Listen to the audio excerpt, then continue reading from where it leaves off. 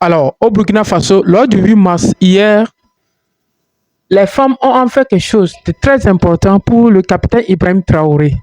Et c'est dans cette vidéo, je vais te détailler, je vais demander aux femmes, qu'est-ce que vous voulez exactement? Quand on parle d'égalité entre les hommes et les femmes, avant de vous mettre la vidéo et que vous voyez la vidéo, abonnez-vous et partagez la vidéo, likez. Parce que c'est l'exemple même d'une femme.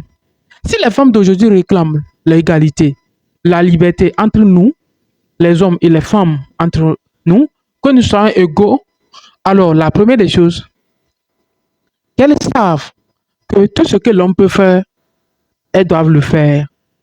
Et normalement, lorsqu'on va les marier, la première des choses, c'est que au champ, partout, nous allons faire. Parce que faire la cuisine, on sait que c'est pas facile. Mais la plus grande des activités, la plus dure des activités, c'est dans les travaux champêtres. Et vous savez que la majorité des Africains sont des agriculteurs. C'est l'un des métiers les plus durs. C'est pour ça que vous allez voir en Europe, aux États-Unis, des femmes qui tiennent des tracteurs. Si il y a les femmes qui sont sur les tracteurs, les femmes qui font chose. Mais ce n'est pas seulement que rester les femmes aller sur le marché ou bien faire du commerce. Non, nous devons partager les tâches avec ces dames.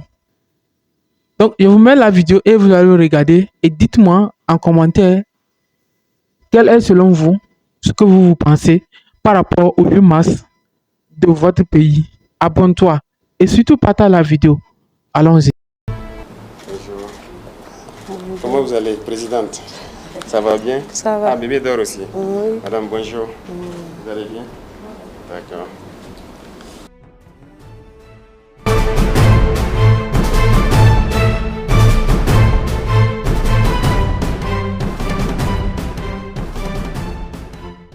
C'est une occasion heureuse ce matin et soyez les bienvenus ici pour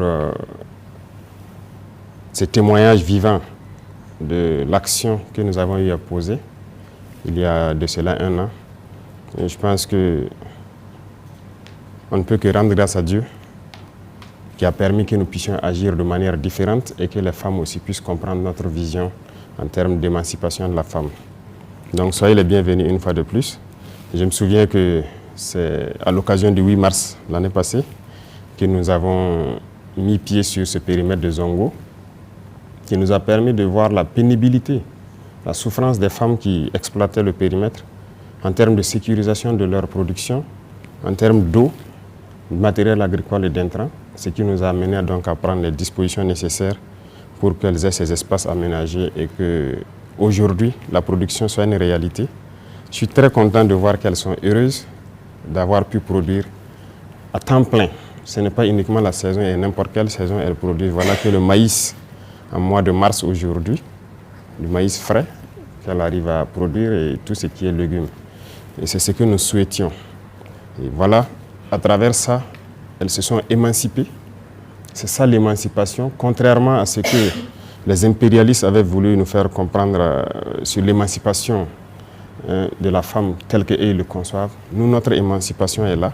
Elles ont envie de travailler, elles ont envie de s'exprimer, elles ont envie d'être autonomes et nous leur donnons l'espace pour s'exprimer pour cela. Et c'est ça l'émancipation, c'est ça l'autonomie. Vous voyez que les choses ont changé.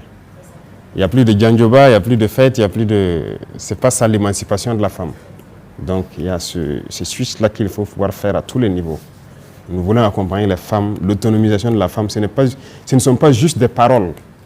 Ça doit être de la pratique et c'est ça comme ça. Elles produisent, elles peuvent vendre et elles peuvent s'en sortir. Biouin.